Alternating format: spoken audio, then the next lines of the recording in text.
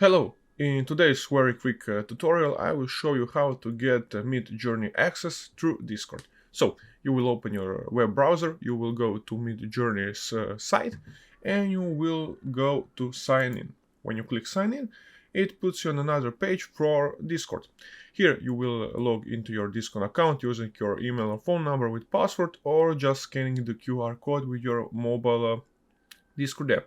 When you do that, you will be logged into your account and you will be getting a message from Midjourney to access their server, Discord server. When you do that, you will have you will join in Midjourney on your web browser, but of course you can click to open it in your app on your PC, and it will look like that.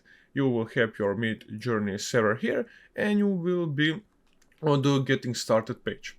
And guys, that is all for that. That is in this quick tutorial. That is how you access Midjourney through Discord. It's simple like that and it's quick like that. So guys, if you have some other questions for Midjourney or something else, we have other tutorials for it on our channel. If you have some questions, you can ask in the comments, and I hope I see you in the next one. Bye!